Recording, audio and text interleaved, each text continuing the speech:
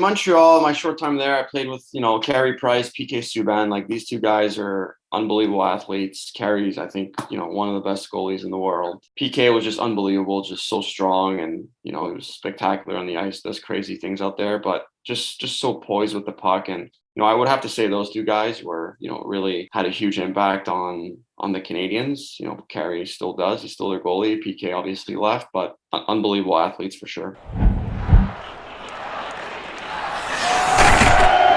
What's going on, guys? This is Brayden from Advancement Hockey Advising here. Today, we have a really cool interview here with Louis Leblanc. Now, I know most of you have probably heard his name if you're a Montreal Canadiens fan. That's because he played there several years back, and he got drafted first round by them, 18th overall back in the day. So I think it's going to be a really cool thing to have him on here. I think you guys are going to get a ton of insights from what he has to say, and I think hopefully you guys really like this kind of content. And if you do, if you like these kind of interviews here, or if you're new here, feel free to absolutely destroy that like button. And if you're new, consider hitting that subscribe button and notification bell so you never miss another video moving forward. All right, guys, without further ado, let's dive right into the interview here with Louis. All right, so Louis, good having you here today. How you doing? I'm good. How are you? I'm good, thanks. All right, so I guess we can just dive right into it for our audience here. So why don't you tell us a little bit about yourself and your hockey background? Yeah, so my name is Louis Leblanc. I grew up in Montreal, more precisely Kirkland. Played hockey starting at 3 years old and retired at 25. I grew up in, playing for Lakeshore, played Lac St. Louis Midget AAA. Then I went off to the USHL for 1 year with the Omaha Lancers. After my year there, I got drafted the first round with the Canadiens in 2009. Following that year, I played 1 year at Harvard. My freshman year, I left. I went to the Q for the Montreal Juniors, and then I signed pro, and then started my pro career after that with, the Canadiens, the Hamilton Bulldogs, and then I got traded to Anaheim, played a year in Norfolk, Virginia, and then finished my career in Europe between the KHL and Switzerland. Yeah, awesome stuff. So how'd you wind up from playing midget AAA to the USHL? Not that many guys travel that path, so I'm just curious. I was pretty set on going to college. As you know, the USHL is a great league to prepare for college, and then most players there will go to college. So I was already committed to Harvard, but I needed a place to play for 1 year, essentially. The Omaha Lancers drafted me. I forget in what round, I think in the 7th round or something. And, at the time, Luc Robitaille, Mario Lemieux owned the team. And, it was a great fit. They had a great history. They came off, I think, winning, forget what the cup is called. I think it's the Clark Cup, I believe. I'm not sure, honestly, with the... Yeah, I think that's what it is. So they had a great program, a great, great coaching and great players. So I went there for a year and went well. And, I was able to get drafted in the first round from there as well. So you went to Harvard, but then you went to Major Junior afterwards, right? Exactly. So what was the difference in, let's say, caliber or style between NCAA and Major Junior? Because not a lot of guys live that experience. Right.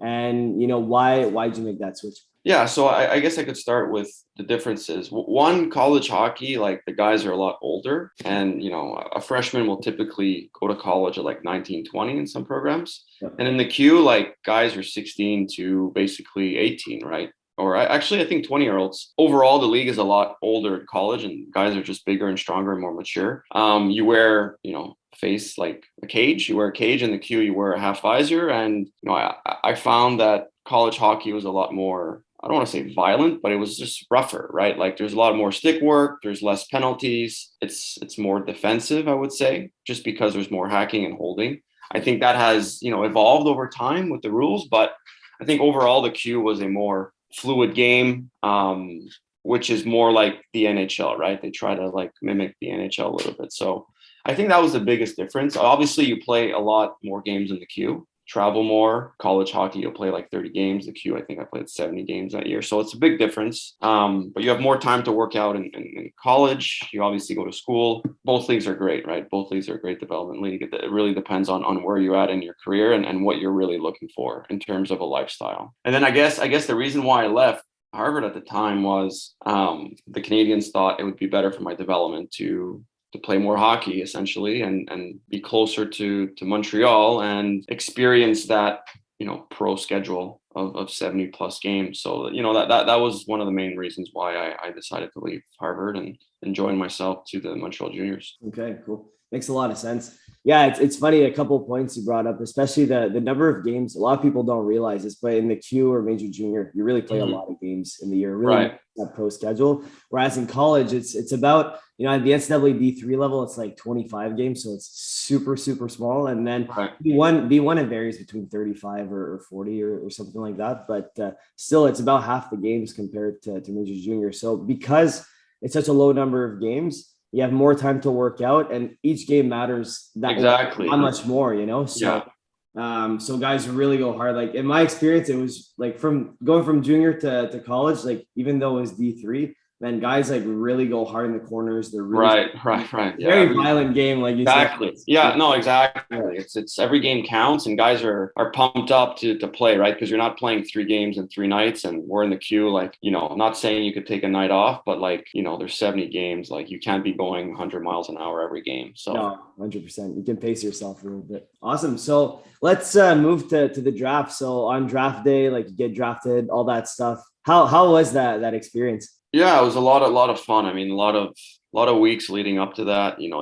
My year in Omaha, obviously my draft year, and a lot of talk and hype and draft lists come out, and you look at rankings, or you're ranked like here, there, like it's mid-tier rankings, you're ranked this number, and your rankings you're ranked here. So like it was a lot of like emotions throughout the year, a lot of stress because you want to obviously play well your draft year, and yeah, I mean I had a good year. I went to the combine in Toronto, and spoke to like, I don't know, 25 teams out of 30 at the time. And I didn't really know where I was going to go. I knew I had a pretty good feeling that I'd go in the first round, just given my talks with the teams and the lists that came out. But I didn't know where. I mean, anywhere from like 10 to 30, essentially. It was good, but, it was a stressful moment. And, the draft just happened 2 days ago, and good memories and watching that and seeing all the 18-year-olds, or I guess some of them are 17, put a jersey on and start, their professional careers. Yeah, no, it must be a cool, like I've never been drafted to that level, but it must be quite the cool experience to go through. But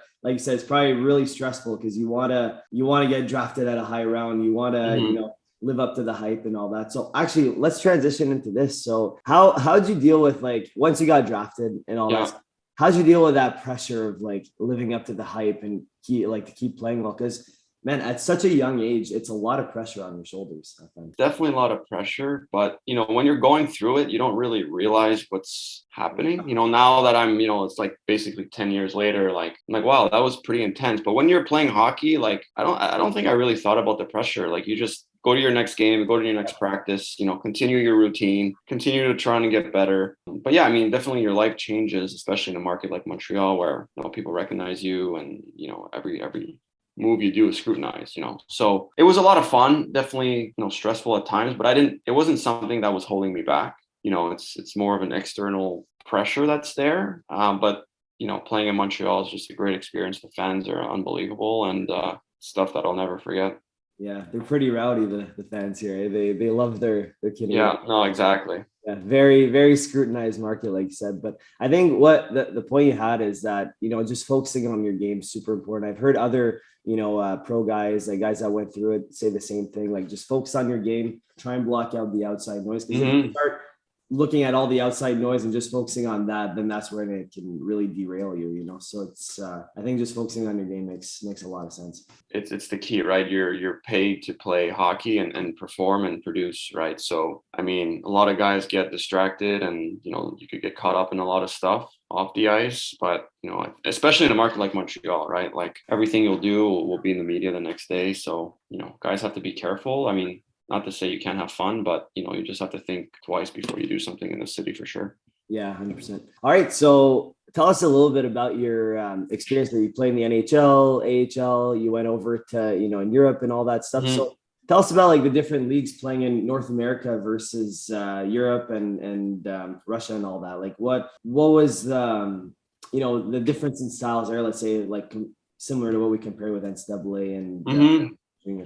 The NHL is the best league in the world. The American League is also a very good league. I mean, I don't know. Some people say it's better than the KHL. It's not. Like, I don't know. We could debate that all day. But, the AHL is a very hard league to play in. Everybody's trying to get called up, and like every game counts. You just never know when, there's an injury. Like, for example, you're playing in Hamilton, or now it's Laval. Like, you can't take a night off because that day the Canadiens might be playing and they might get an injury, they'll pick the best player in that week or that game sometimes, right? So it's just you're under the gun all the time, and guys are trying to rip your head off because they're trying to make the NHL, right? So it's very hard to play in. Then if you go to Europe, I think you'll have like two types of players. You'll have like the older players that played in the NHL, American League, and that are kind of wrapping up their careers in Europe. Some will go 5-10 years and make a great living, great lifestyle in Switzerland. It's very good hockey. I mean, the rink is bigger, right? There's Olympic size rinks, so less hitting, more skating, more puck control, more, it's just a different game. So but not to say both options are great, and I had fun in both sides of the pond. So out of all the teams you played for, who's the best player you played with and why? I know it's a tough question. Yeah, it's a tough question. I mean, in Montreal, my short time there, I played with, Carey Price, PK Subban. Like, these two guys are unbelievable athletes. Carey's, I think, one of the best goalies in the world. PK was just unbelievable, just so strong, and, he was spectacular on the ice, does crazy things out there, but just so poised with the puck. And, I would have to say those two guys were, really had a huge impact on the Canadiens. Carey still does. He's still their goalie. PK obviously left, but unbelievable athletes for sure. Yeah, for sure. Just watching Carey, I mean, I don't know him or anything, but he's just so calm on the ice. It's crazy. Exactly. Yeah, and I mean, when you think you beat him, like, think twice, because like he's coming back and you'll stop the puck. So yeah, they don't make too many of those goalies. So. And who's moving away like from the on ice stuff? Who do you think's the best leader you've had, and why? It could be a coach, a teammate you've had, anyone throughout your career. Yeah, I mean, I think that's tough. I don't think there's one guy in particular, either whether it's a coach or a player. I mean, in Montreal, the captain was Brian Gianta, who did great. Harvard had a great coach, Ted Donato. They're all like, everybody has different experiences. Everybody leads in a different way. Yeah. Some guys are more vocal. Some guys are just, don't talk, but work super hard. So I don't know. I think that's a tough question. I don't have one guy in mind to say like, this is, best leader I've had. So, but yeah, I think it's a variety of guys for different reasons. Yeah. I should probably reframe those questions, because every time I ask it, people like can't give an answer, because it's tough, right? When you play with a lot of good leaders, a lot of good players, it's tough to single out one. Exactly. All right. So let's move on for a few more questions, and then we'll kind of wrap it up here. So moving back to the on ice stuff, what do you think are like the top 3 on ice skills that you focused on in your career that made you, the player that you were? Yeah, I think the main thing is obviously skating. Like, you need to be able to skate to play at any level, and to be able to get around the ice quickly and efficiently is the key. And really working on moving quickly with the puck and, tight turns in the corner. I think like I enjoyed being in the corners with the puck and like trying to beat off a defenseman and like doing tight turns. I think a lot of that, you could work on during the summer and during the season as well, but mostly during the summer, like just really focusing on your foot speed behind the net in the corners and like beating defensemen. And, I enjoyed doing that. I enjoyed practicing that, and I became kind of good at it. So I think that's one thing that's super important, is being able to obviously move well, but move well with the puck and working on beating defensemen in my case, right? Because I was a forward. So, but if you look on the other side, like you need a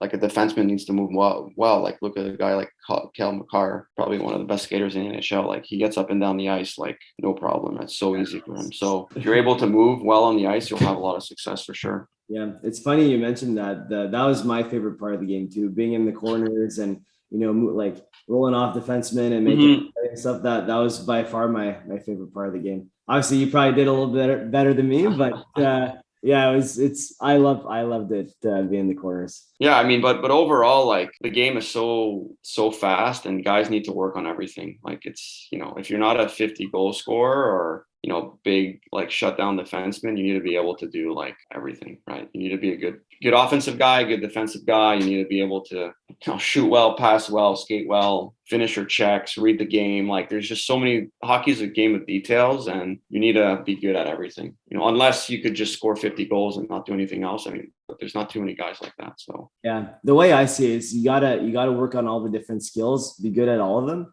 And then have like maybe 1 or 2 skills that you really that are your strengths that you can really focus on, and you that role for a coach. Oh, for sure. Yeah, no, I think that's valid. All right. So last question here to wrap it up that I ask like pretty much all my guests here is that what's like one last piece of advice that we maybe didn't touch on today that you'd like to give to younger players out there? Yeah, and it might be sound cliche, but like one is like have fun, and two, like it goes by really fast. And like I remember like growing up and like throughout my pro career, and like guys would come in and say, guys, like enjoy it. It goes by fast. Like it'll be done like before you know it. And you're like, oh yeah, whatever. Like, you know, you're just I did the same thing. Yeah, no, exactly. So it's like, you know, take the time to really appreciate your teammates, like the bus rides, the games, the grind, like the practices. Like some days are not as fun as others, which is like in any job, but you know, hockey career goes by fast. And even if you play 20 years, like, you know, you start at 20, you're done at 40, like you still have a full life ahead of you. And like nothing could really replace a hockey locker room and all the guys together. So yeah, I think it's just enjoy the process and really appreciate it, because, you know, everybody's lucky to play hockey. It's a great sport, and, you know, it's a lot of fun. Yeah, I know a lot of coaches we talk to, players we talk to, they always mention this, to always, and I feel the same too, because it was such a fun time. And there's just great memories there. So definitely enjoying the process is huge. And I think it's a great way to end it here, Louis. So thanks so much for your time. I know you're pretty busy. So thank you. Appreciate you coming on here. It was awesome. Thanks for having me. All right, guys, that is it for the interview here. Hopefully you got some sort of value out of it. I know I definitely did. I know I learned a ton, and I always learn a ton from talking to these great guests here. So if you guys like this video, and if you haven't already, absolutely destroy that like button. It really goes a long way so more people can see it. And also too, if you're new here and if you haven't already, consider hitting that subscribe button and notification bell so you never miss another video moving forward. Also too, throughout the interview, if you had any questions, any comments whatsoever, feel free to drop a comment down below in the comments section. Or if you want to message us privately, you can send us an email at info@ahadvising.com and we'll get back to you as soon as we can. All right, guys, that is it for the interview. Thank you so much for watching. We'll catch you on that next one.